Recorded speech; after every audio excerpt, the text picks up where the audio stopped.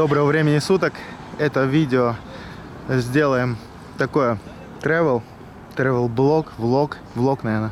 Вот. И, в общем, решил я съездить в Калининград. Это моя вторая попытка. Первая там ввиду некоторых обстоятельств обломалась.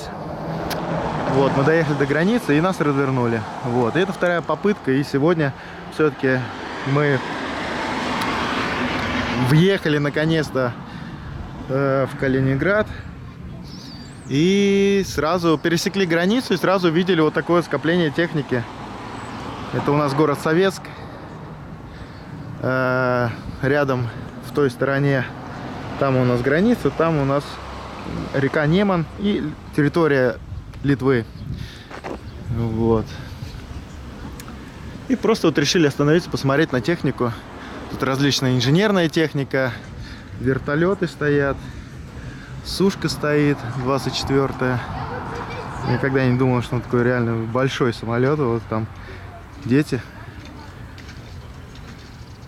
Ну, по сравнению с людьми, какой он гигантский. Реально здоровый самолет. Люди здесь живут, каждый день открывают окна и смотрят на эту красоту. Ну, я думаю, они к этому уже привыкли. Им эти самолеты не сдались уже, наверное. Вот такая вот техника интересная. Пойдем дальше, пройдем, посмотрим. Вот это уже конец аллеи практически. Там какое-то корабельное вооружение. Ну и здесь БМПшки стоят. 110-е. И, по-моему, вот 70-я идет. Я их и друг друга отличаю. То, что у 60-й люк боковой для экипажа. Сверху вот такой вот неудобный. А у 70-очки уже внизу.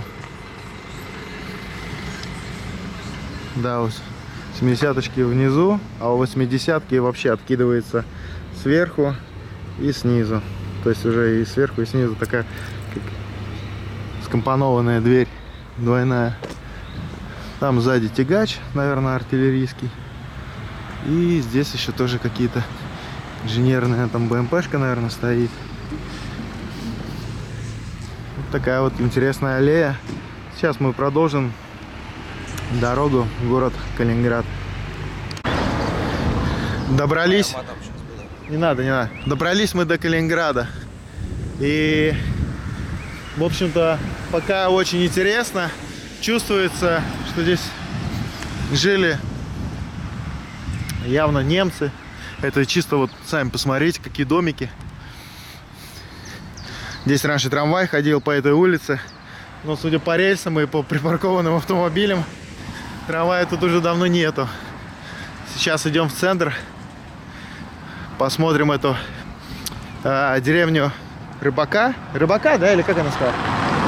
Рыбацкая деревня, да. То, что сразу вылазит в гугле, если набрать там Калининград, центр или что-нибудь в этом роде. Вот. Просто пешком километра, наверное, уже 4 осталось. Если будет что-то интересное, буду вам показывать. Идем дальше по улице Тельмана. И как раз такой дестрой видим. Ну, конечно, мы приехали сюда не для того, чтобы это все смотреть, ну, в смысле изучать, а просто, проходя мимо, заметил такое вот чудо. Идем дальше. Из Калининграда мы перемещаемся на Куршскую косу. Въехали сюда. Въезд стоит для машины 150 и для каждого человека 150. Вот. Ну, решили просто заехать, посмотреть, что тут есть. И пойдем посмотрим на эту косу. Тут идет такой деревянный настил. Наверное, чтобы сохранить уникальную природу. Хотя по мне так просто лес. Но эта коса внесена там в ЮНЕСКО. Ну, вроде как находится под охраной. Как природный заповедник, наверное. Сегодня так туманно. И далеко мы не увидим.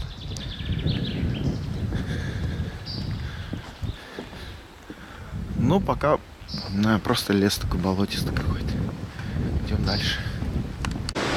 Перемахнули через такую большую дюну. По ним нельзя лазить, поэтому здесь и сделана такая деревянный переход. Я думаю, в них просто гигантские залежи этого янтаря, наверное. Поэтому и нельзя. Вдоль моря можно двигаться, то есть по пляжу. А на сами дюны подниматься нельзя. Это воспрещено. И вот здесь можно походить по пляжу этой косы Куршской. Это Балтийское море.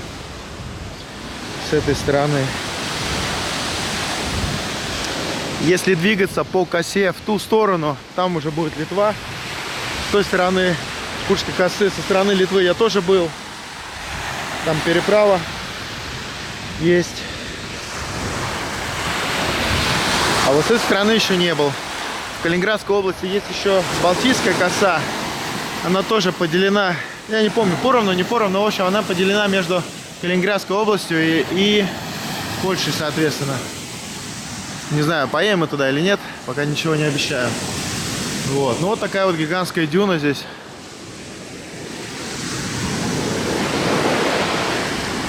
Люди ходят туда-сюда. Там парень какой-то, он ходит, может быть, янтарь ищет. Может, просто гуляет. К сожалению, вот туман сегодня. И поэтому плохо очень видно. Ну вот, Куршская коса, она выглядит примерно вот так.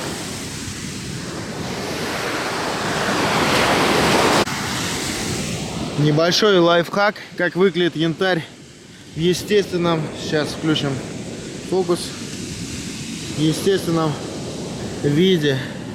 Вот видите, вот этот камешек, вот это янтарь. То есть я его специально сейчас увидел, но не брал, чтобы показать, как он выглядит. И как я его отличаю.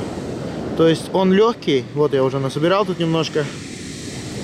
Он легкий, во-первых, и я еще на зуб их пробую. То есть камень, он как, ну я не знаю, как камень будет вот на зуб, если просто его об зуб потереть. А янтарь, он мягче. И это понятно, что это смола сразу. Вот. То есть с Куршской косы мы уже уходим не с пустыми руками.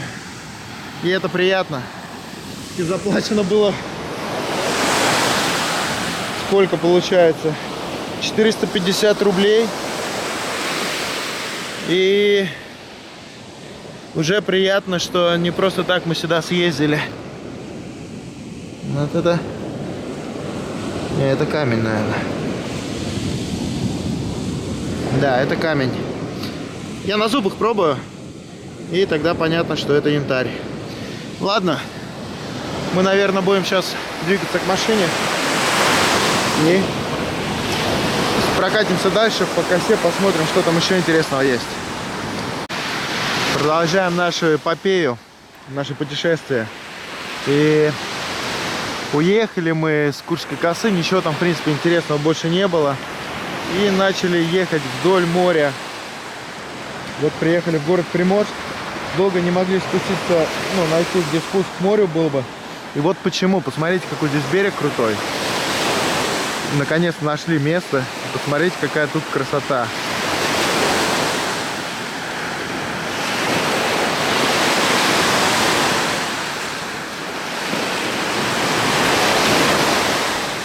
Вообще шикарные места. Я даже не знал, что у нас где-то на Балтийском побережье есть такая красота. Вот если когда-то будете в Калининградской области, не поленитесь, сгоняйте к морю, посмотрите, как тут красиво.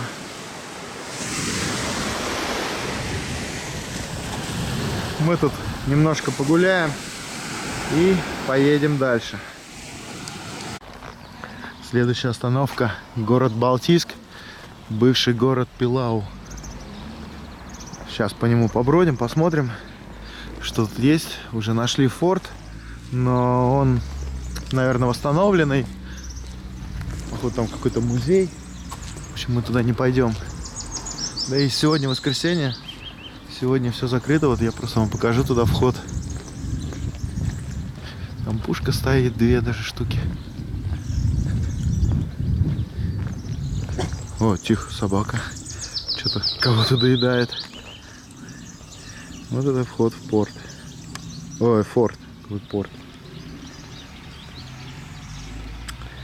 Пойдем посмотрим еще, что тут есть интересного. Вот мы прогулялись до набережной города Балтийска. С той стороны у нас Балтийская коса. Там залив, в котором находится город Калининград. И Балтийское море вот в той стороне. Сейчас у нас воскресенье. 6 часов. Народу вообще практически нет. Ну, такой как бы городок, много военных частей. Мы проезжали. Вот здесь вот почему-то народу совсем нету. Холодно, наверное. Идем дальше. Снова очутились в городе Калининграде. Идет третий день беспробудного отдыха в этом городе. И гуляем по набережной морского музея. Или как-то по-другому он называется. Музей морского океана. Вот. Здесь так чисто все по-европейски сделано. Аккуратненько, красиво. И гуляем, смотрим катера. И дальше где-то должна стоять подводная лодка, которую хотелось бы посетить. Вот она, красавица. Подводная лодка. Сейчас подойдем, посмотрим, какой марки она, какого года. Оказалось, это дизель-электрическая подводная лодка Б413 проекта 641. 68-го года постройки. Че, будем? Че? Нет, кстати. Ну и что? Наверное, сейчас попробуем купить билет и посмотрим, что там внутри. Пока билет не купили на подводную лодку. Вот такой вот самолет здесь, гидросамолет стоит. Б-12. На него, походу, перекрашивают. Внизу вон там пленка болтается. Вот такой вот красавчик. Билет куплен, 300 рублей. И пойдем посмотрим на подлодочку. Это надстройка.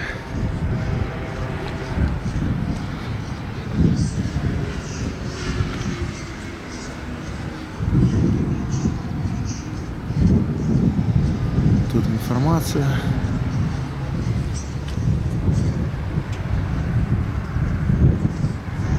Не знаю, посмотрим, но вряд ли, наверное, туда пускают.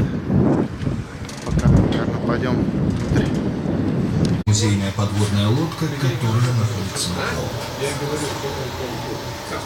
1 июля 2000 года Балтийский флот торжественно передал подводную лодку Б-413 Музею Мирового океана. Предварительно она прошла докование и первичный ремонт на Прибалтийском судостроительном заводе «Янтарь». Дополнительные трапы для спуска в 1 и 7 отсеки оборудованы для использования подводной лодки. Торпедные аппараты. Она была спущена на воду в 1958 Спереди получается 6 штук. Этого проекта, ну и сзади будет, наверное, тоже 2 штучки. 1956 года в Ленинграде на Адмиралтейском заводе и сыграли немаловажную роль в холодной войне, когда выполняли патрульные рейды у острова Куба и охраняли советские морские караваны. Б-413 была отличным кораблем в составе Северного флота в 1969-90 годах. Оборудование. А с 1991 по 1999 год находилась в составе соединения подводных лодок Балтийского флота. Своим ходом она пришла из Кронштадта в Калининград. Днем рождения подводных сил России считают 19 марта 1906 года, когда был создан отдельный самостоятельный повышение дальности обнаружения противника, что успешно решалось на Б-413. Первая и вторая группы аккумуляторных батарей, для подзарядки которых в среднем раз в 4 дня лодка должна всплывать в надводное положение, чтобы обеспечить движение под водой. Каюта командира корабля. Каюты офицеров. Офицерская кают-компания. Стол кают-компании являлся одновременно и операционным. Над ним установлены софиты. Врач с помощником, химиком, санинструктором мог проводить операции. Второй отсек – носовой, аккумуляторный и жилой. маленькие кровати, Через не знаю, как стеклянные тут спали вставки в люди. дверях можно рассмотреть Жесть вообще. внутренние помещения. В отсеке расположена рубка гидроакустиков, где действуют приборы, работающие в режиме шума и эхопеленгации, звукоподводной связи и обнаружения Кают-компания, наверное. сигналов. Всегда Путин тут есть. собственной скрытности и повышение дальности обнаружения противника. Все реально очень-очень маленькое. Б-412.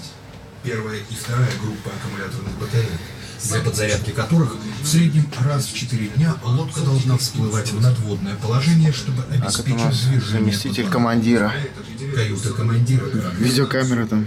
каюты офицеров. Офицерская Здесь каюта. уже кровать побольше, кстати.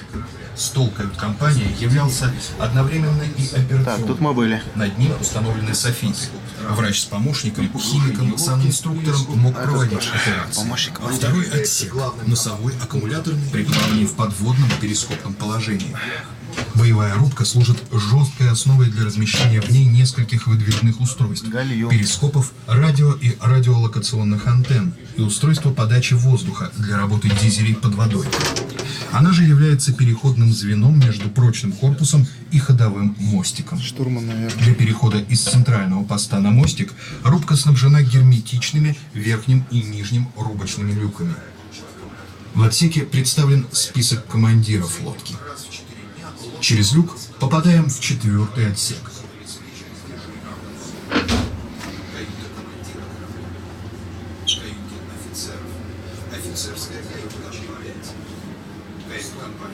Оружие. 3-й отсек – это центральный пост управления.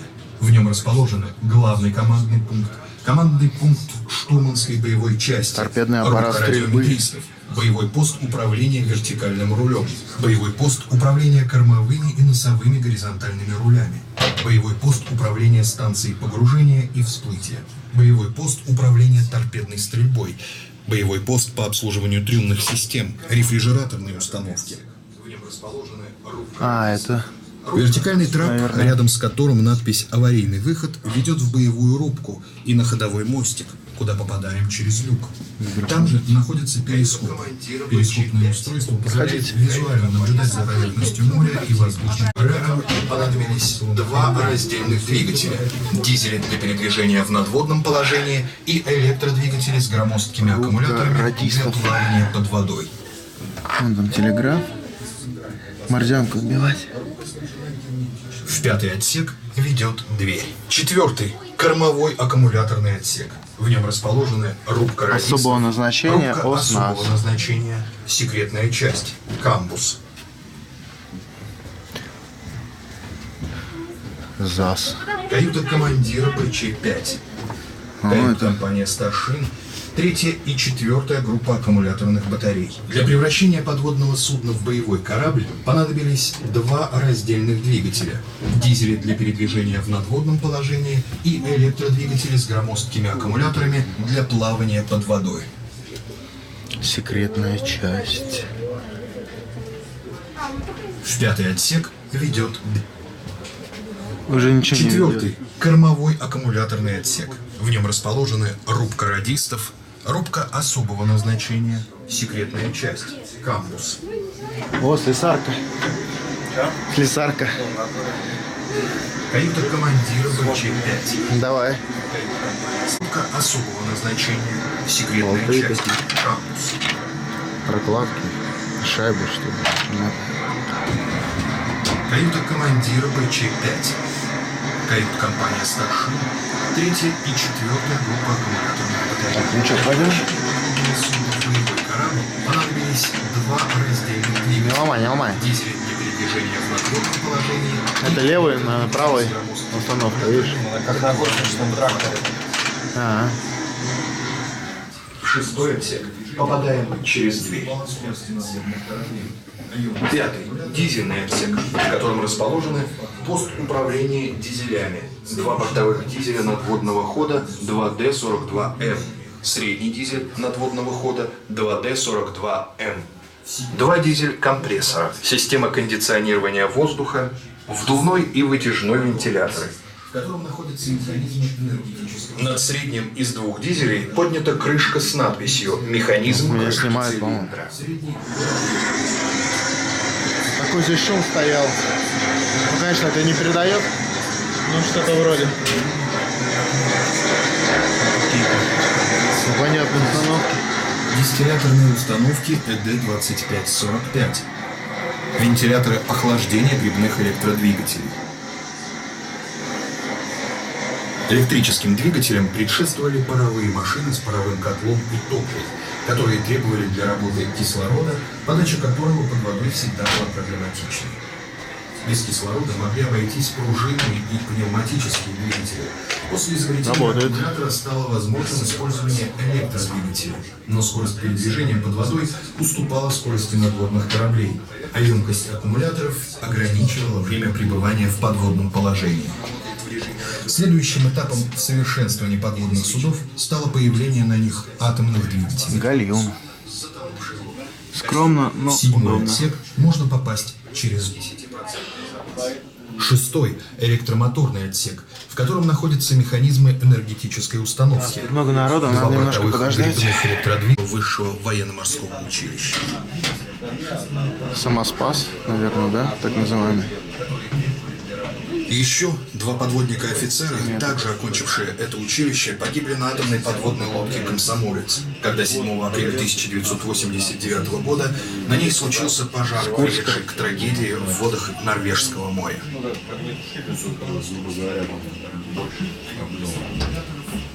Начиная с 1989 года, в районе веке, свидетельствует, что всего с 1990 Это задние торпедные аппараты. в разных странах сошло 5142 подводных судна, 459 из них атомные. Первое место по количеству занимает Германия, в которой было построено 1705 субмарин. 4 штуки. В России 1096, в США 640. Ну и все, и, собственно, выход. На российских заводах Так, ну вот и все, выбрались. Сейчас просто обойдем и по кругу посмотрим, как она выглядит со стороны. Пришлось 2 раза ходить. С носа в корму пришлось снимать видео. Обратно шел, снимал фотки, делал телефон. Получается, шел против потока людей. Приходилось пропускать гигантские толпы. Ну, все обошлось. Такая вот красавица.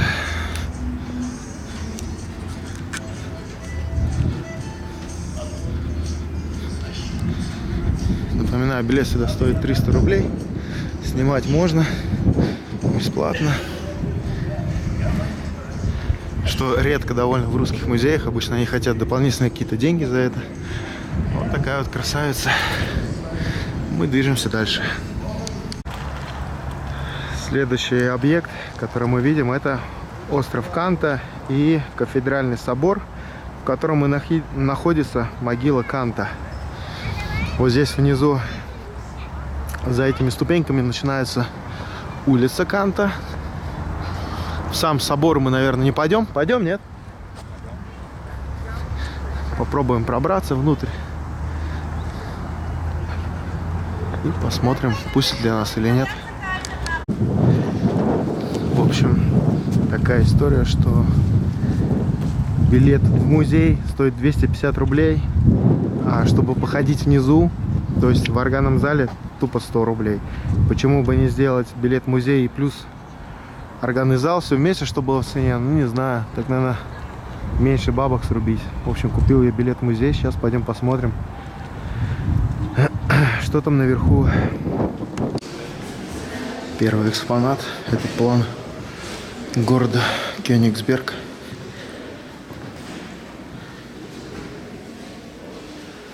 Я тут плоховато ориентируюсь, что где.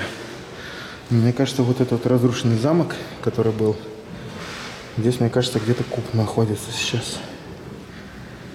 И вот там уже остров Канта. Вот это вот остров Канта. И кафедральный собор, вот он находится здесь как раз, в котором мы с вами сейчас и находимся.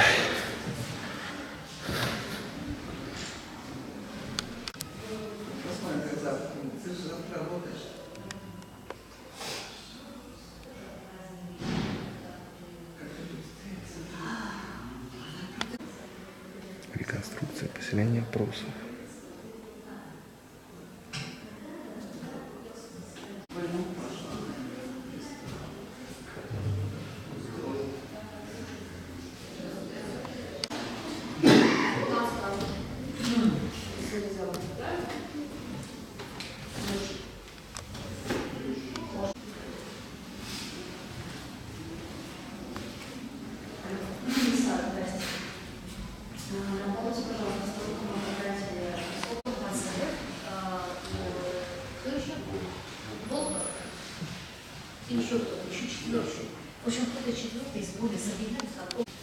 Нашли такую комнату, где куча.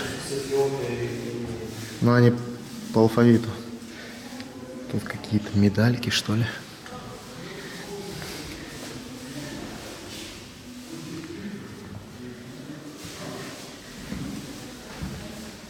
Коллекция личных фамильных печатей. Печать родителей учреждений вообще Восточной Пруссии. Печать.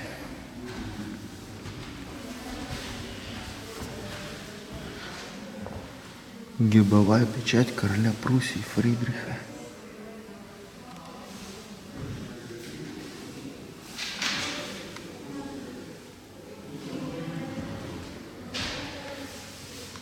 Молоток масонской ложи к мертвой голове и фениксу.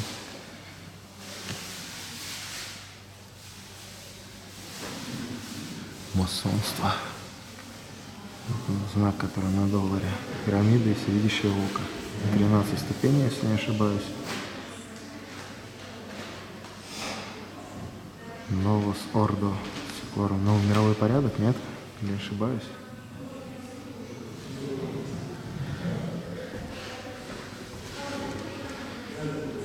Медали религиозной тематики.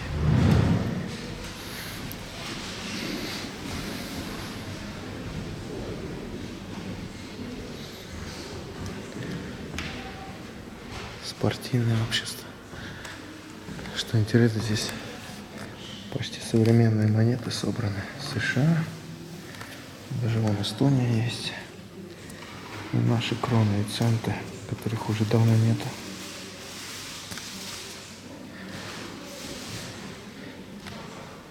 Зачем это здесь, интересно?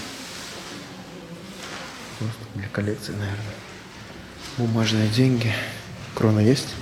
Где-то тоже, наверное, в конце должны быть. Евро есть. А вот 25. Ага, да, 25-очка наша. Пятишка. Тьюго Кронер, шведские. Сауловские. В общем, разные бумажные деньги.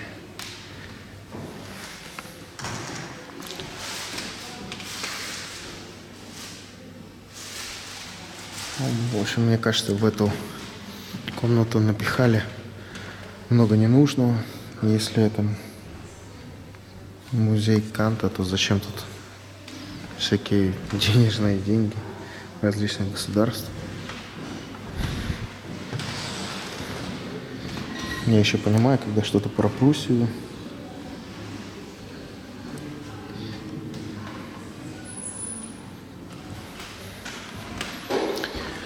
Пойдем дальше. Жизнь Канта. Основные даты. Основные работы.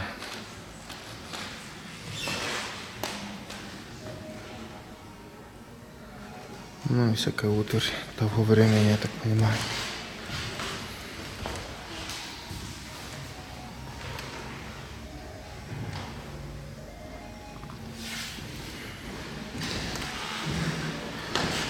Молодой Кант.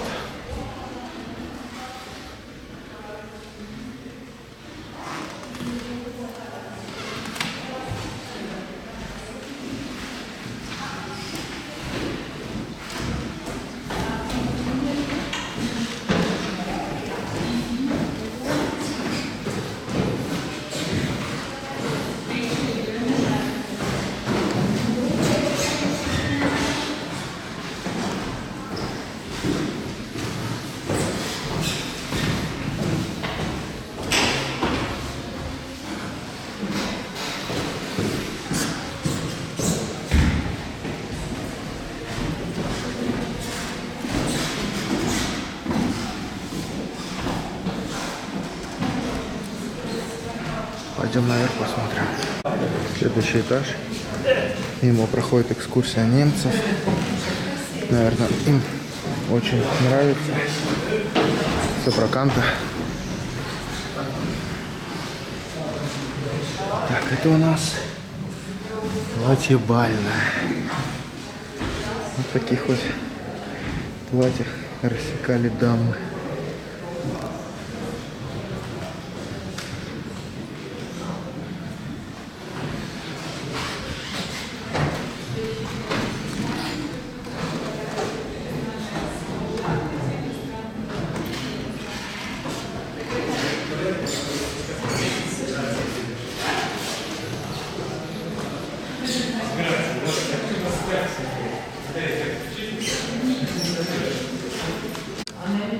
Очень светлый зал.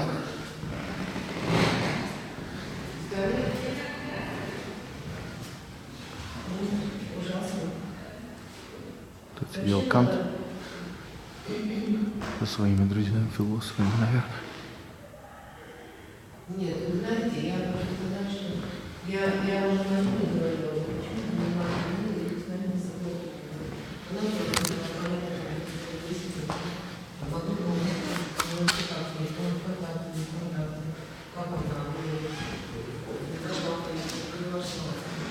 Тут про эту картину как раз написано. Можете поставить на паузу, почитать.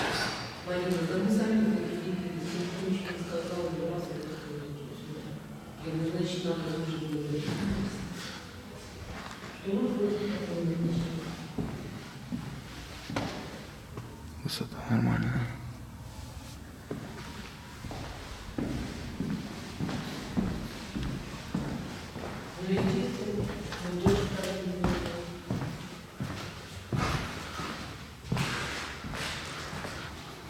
Я так понимаю, это конец экспозиции.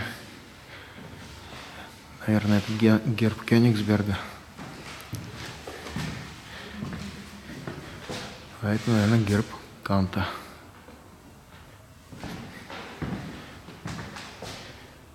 А это, не знаю, университет Кёнигсберга.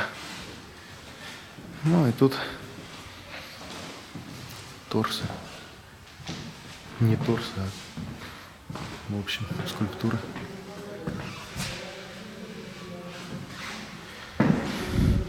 Все это, наверное, это конец экспозиции.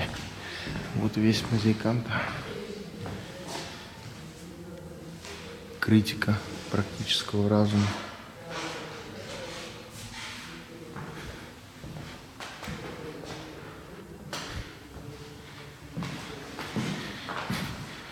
Это и есть наш герой Кант, Эммануил.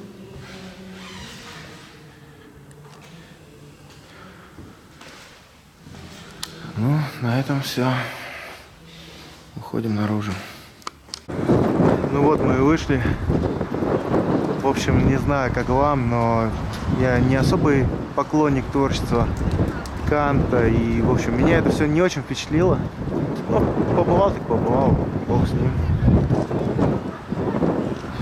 Но если бы был выбор, если бы я знал, что все так будет, то, наверное, может быть, даже и не пошел бы. Наверное, это нужно иметь определенный склад ума, чтобы такие вещи нравились. Так, а мы идем дальше просто. Если вы когда-нибудь загуглите виды Калининграда, либо что-то в этом роде в гугле, вот, вам он чаще всего выдаст вот эту вот так называемую рыбную деревню. Это новострой. Но это они закосили под какие-то купеческие дома. Тут внизу множество террас, можно попить кофе, покушать, просто выпить какой-нибудь молочный коктейль. И здесь люди любят прогуливаться, фотографироваться. Здесь недалеко продается много сувениров. Цена, конечно, не лучшая, что есть в городе, но все-таки это почти как центр. Это новый центр, в общем-то. Старый центр находится в другом месте. Там, где куб находится, вот это исторический центр, как бы. Вот. Ну, здесь такое. Вот, в принципе, отсюда все видно. Вот та набережная, где подводная лодка. Я не вижу, видно отсюда или нет? Наверное, нет. В общем, она вот там. Это, по-моему, морской музей будет. Или музей океанографии, что-то в этом роде. Он сейчас строится. Это остров Канта и кафедральный собор. И вот здесь как раз вот эта вот рыбная деревня. Если вы пойдете по мосту улицы Канта, как раз там будут сувениры. И завернете вправо, здесь как раз будет вот эта вот рыбная деревня. Мы сейчас идем дальше.